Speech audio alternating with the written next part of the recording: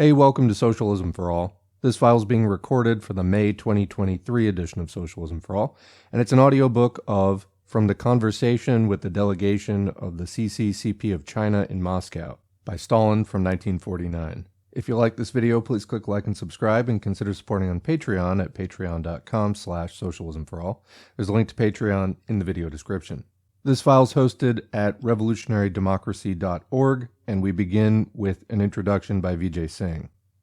This document is of some interest as it shows that the persistent allegations of the leadership of the Communist Party of China, widely circulated after 1956 to the effect that the leadership of the Communist Party of the Soviet Union and Stalin had an overbearing attitude to the Chinese communists, are inaccurate.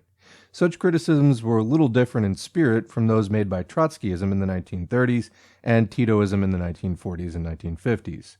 In his discussion with Søren Bose in 1970, Zhou Enlai stated that Mao had opposed the notion of the patriarchal party at the 1960 Moscow meeting of the Communist and Workers' Parties, with reference to Khrushchev and Stalin.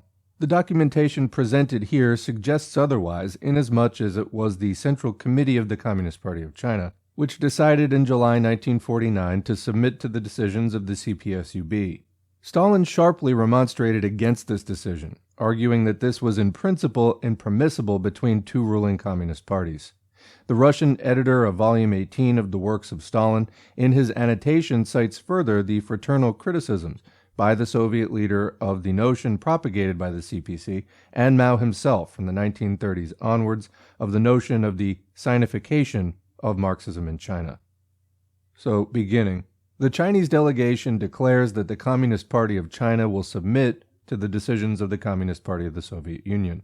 To us, this seems odd. The party of one state submitting to a party from another state. It has never happened and is impermissible. It is true that both the parties must be accountable before their respective peoples, must confer with each other on certain questions, help each other, and in difficulty unite both the parties. So today's meeting of the Politburo with your participation serves as one of the forms of association between our parties, and it must be so. We are very grateful for such an honor, but some ideas are not acceptable, and we want to point them out. It's like advice from a friend. It is so not only in words, but in deed too. We may give you advice, but cannot give orders, as we are insufficiently informed about the situation in China, cannot even compare ourselves with you in the knowledge of all the nuances of the situation, but above all, we cannot give orders because the affairs of China must be fully resolved by you. We cannot resolve them for you. You have to understand the importance of your position and that the mission that you have taken upon yourself has an historical significance unsurpassed before in history.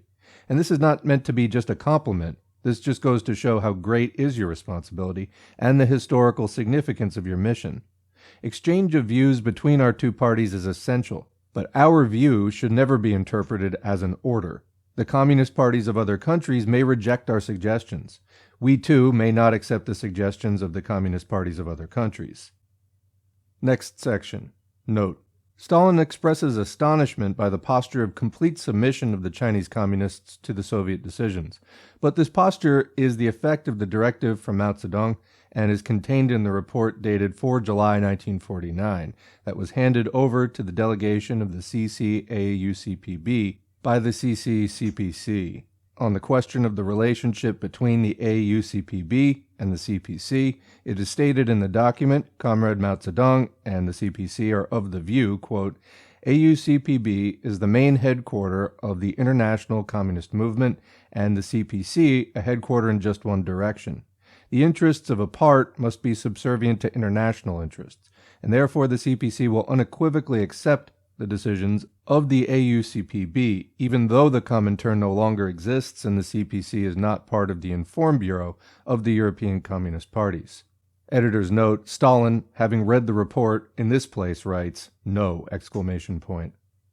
If on some questions there arise differences in the views between the CPC and the AUCPB, then the CPC, having explained its view, would submit to and decisively carry through the decisions of the AUCPB. Again, Stalin wrote in the margin, "No!" exclamation point. We think we should establish as close ties as possible between our two parties, mutually send appropriate political representatives in order to resolve the questions of concern to both our parties and to achieve better mutual understanding between our parties. Here, Stalin wrote, yes. We want that the CC-AUCPB and Comrade Stalin may give us without any reservations their directives and criticize the work and the policies of the CPC.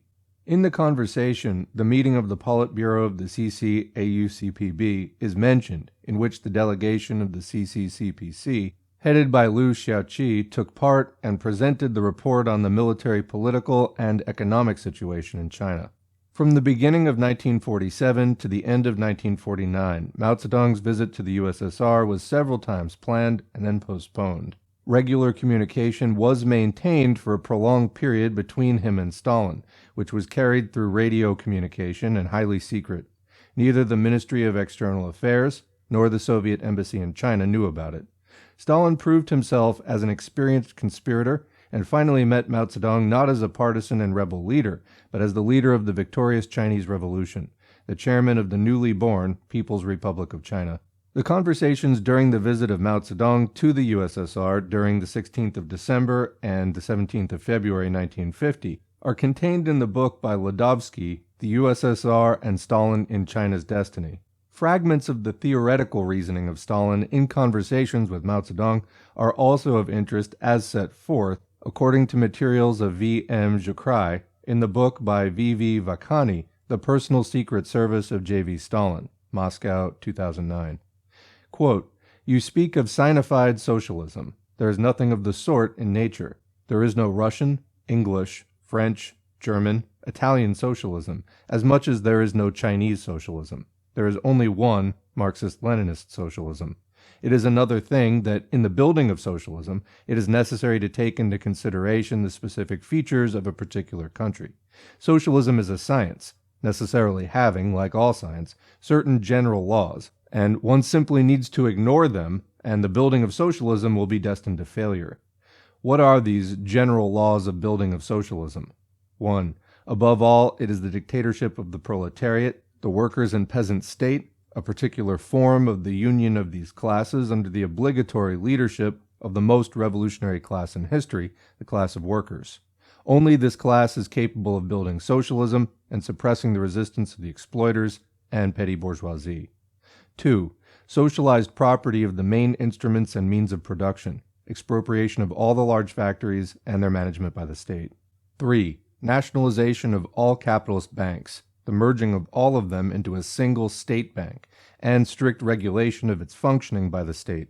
4. The scientific and planned conduct of the national economy from a single center, obligatory use of the following principle in the building of socialism: from each according to their capacity, to each according to their work, distribution of the material goods depending upon the quality and quantity of the work of each person.